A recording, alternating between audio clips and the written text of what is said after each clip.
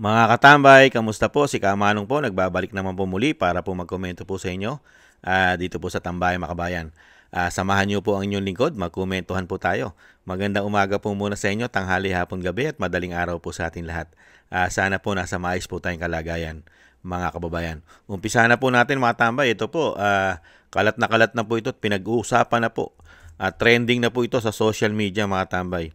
Yung pagkikita po ni BBM at ng presidente po ng China o ng China na si Xi Jinping. At syempre po yung isa pa po na talagang ang ating bansa po ay nakakahiya dahil wala raw pong napala ang Pangulo ng Pilipinas sa nakaraang Asian Summit mga tambay na ginanap po sa Malaysia. Wala pong napala ang Pilipinas. Nakakalungkot mga kababayan. Ito po, tingnan po muna natin yung kumakalat pong larawan at picture o pagkikita. Ito pong video na pagkikita po ni Xi Jinping at ni BBM mga tambay. Kalat na po ito sa social media. Yung nilunok mong lahat nang hiya sa titig ng tigil kita.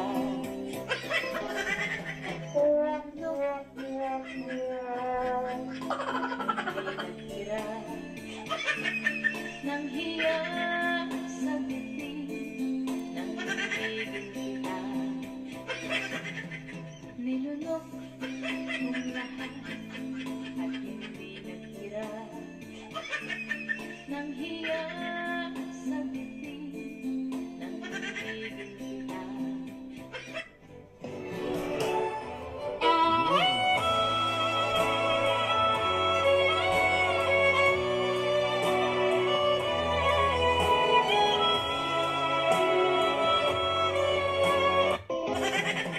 Nilunok mong lahat.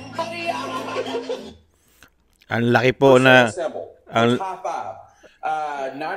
laki po ng pagbabago mga tambay, di po ba?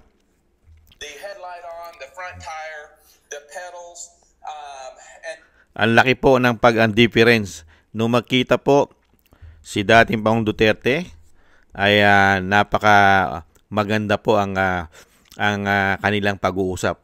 At syempre po, nasa itsura po ng presidente ng China, natanggap niya po at na-approach niya si dating Pangulong Duterte. Samantalang kay BBM, mga tambay, nakita niyo po, parang pilit na pilit po ang presidente ng China na makipag-usap po sa presidente ng Pilipinas, kay BBM. Pilit na pilit at ang itsura ay hindi po maipinta ang itsura po ng presidente ng China na si Xi Jinping, mga kababayan. At ito pa po mga tambay, yung isang kalat pa po na wala raw pong napala ang ating bansa na ito pong nakaraang Japan Summit mga tambay, Asia Summit. Wala raw pong napala. Mismo ang balita po ay nagsasabi po at pati po ang mga business sector po natin. Ito po, mapakinggan po natin. Nag-attend ng event si BBM. Noong nakaraan ay dumalo si BBM sa ASEAN Summit. At ang susunod na maririnig nyo ay ang kanyang papel at naging ambag doon.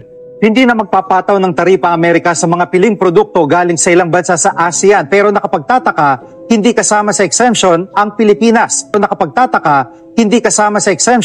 Pilipinas. Dismayado ang isang grupo ng mga negosyante matapos makakuha ng tariff deals kay US President Donald Trump ang ilang ASEAN neighbors pero wala para sa Pilipinas. Ang detalye sa agenda report ni Paulo Barcelon. Disappointed ang liderato ng Philippine Chamber of Commerce and Industry matapos makuha ng Thailand, Malaysia at Cambodia ang mga malalaking tariff deal mula sa Estados Unidos. Kabilang dito ang kasunduan ng Malaysia sa rare earths at zero tariffs para sa ilang produkto ng Vietnam. Pero ang Pilipinas, no deal. At ito ang isa sa mga dahilan kung bakit naghihirap ang isang bansa dahil sa incompetent na pinuno.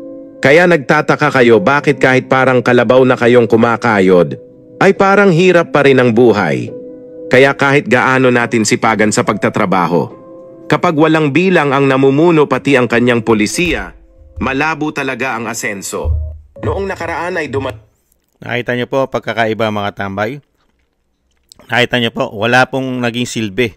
Pati po, wala po tayong napala. Buti pa ang Cambodia, di ba? At ang Malaysia, at ang Thailand, mga tambay, ay nakakuha po ng magandang deal sa Amerika. Pero ang Pilipinas, nga 19% po ang ating taripa sa kanila. Mga kababayan, ibang klase, no? Pero sila, zero tariff po sila sa atin. Ganyan po kagaling ang presidente po, mga kababayan. Ito po mga tambay. Kaya po kaya po ang ating bansa po ay hindi na po pinapatulan ng mga mayayaan ng mga progresibong bansa.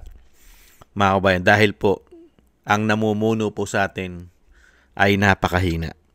Mga kababayan, sinabi na po yan ng Vice President na ang ating bansa ay bagsak ang ekonomiya. Pero pinabulaanan po ng palasyo yan. Kasi pinagmamalaki po nila na maganda ang ekonomiya natin.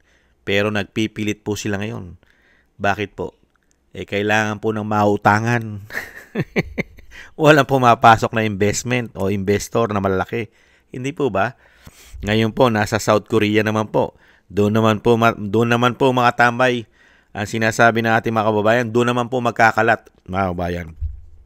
At ang South Korea po, ay umurong na rin po sa kanilang ipauutang sa ating bansa. Di po ba, nung nakaraan, inurong po nila ang bilyong-bilyong piso para po sa mga proyekto ng mga tulay sa Pilipinas. Dahil daw po kurap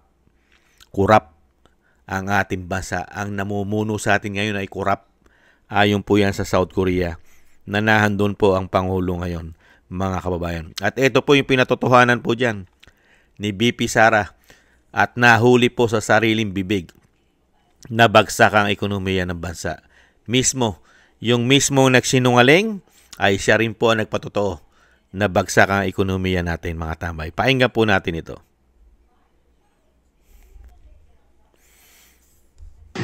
Nakakaalarma po ito dahil gumaganda po ang takbo ng ekonomiya ng bansa.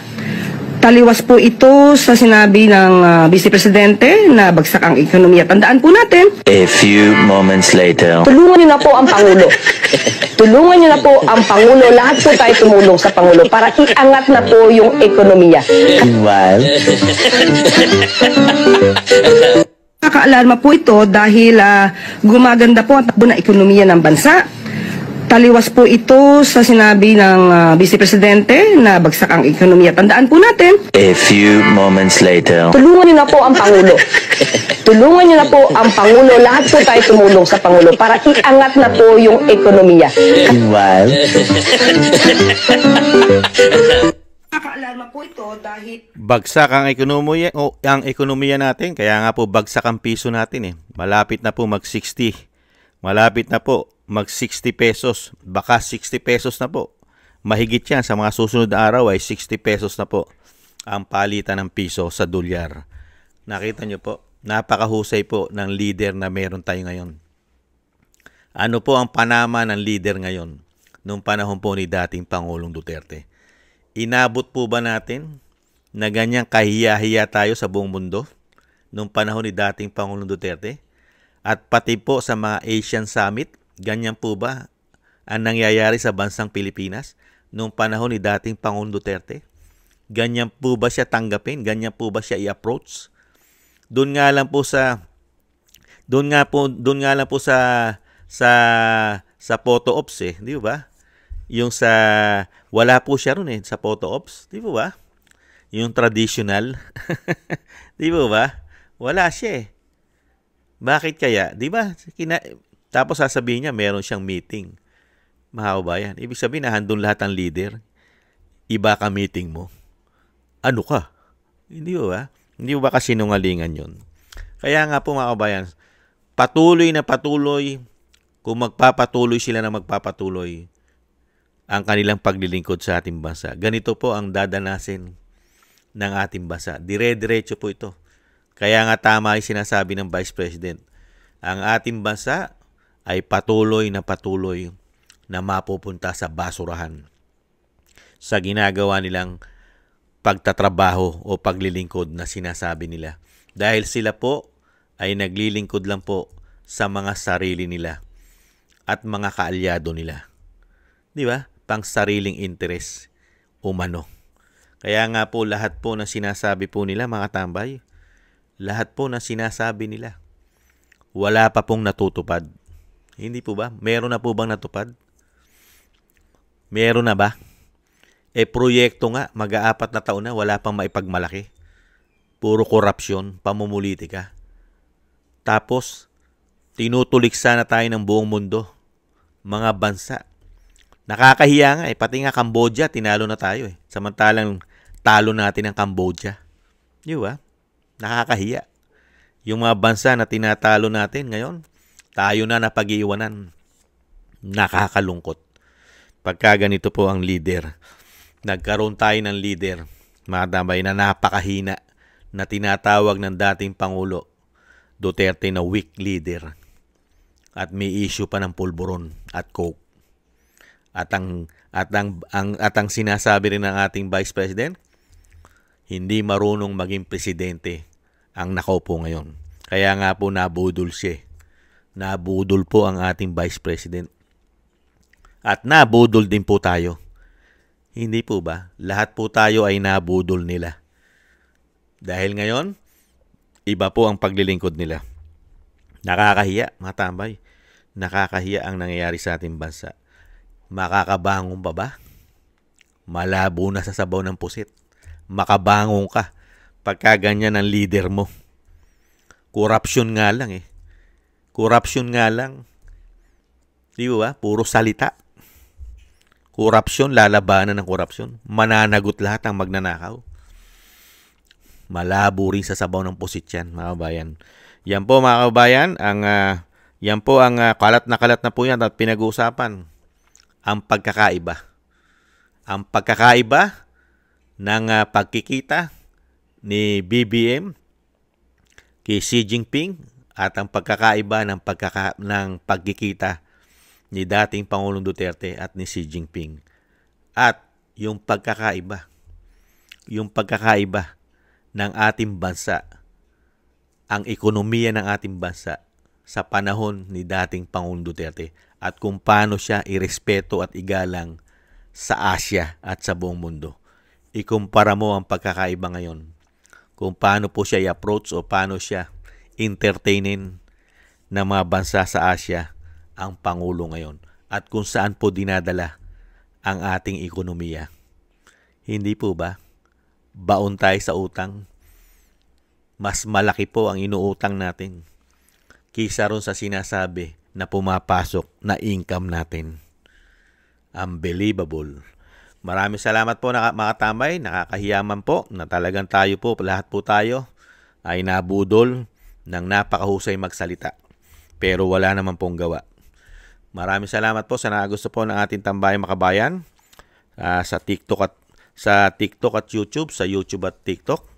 At thank you rin po sa ating mga subscribers, mga kabayan. At thank you rin po kay Ma'am Nancy Lumampaw ng Canada.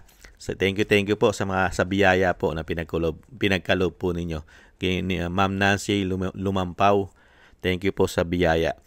Sana po maingatan po kayo. Lalo po sa inyong mga paggawa. Shoutout po sa inyo. Thank you po. At sa mga nagbibigay pa po ng tulong at biyaya. Thank you po mga kababayan. At syempre po yung dasal po natin mga kababayan, para po sa ating bansa na sana po mawakasan na po at matapos na po lahat ang mga kasamaan ng mga politiko at naglilingkod sa ating bansa na sinasabi sila'y lingkod bayan.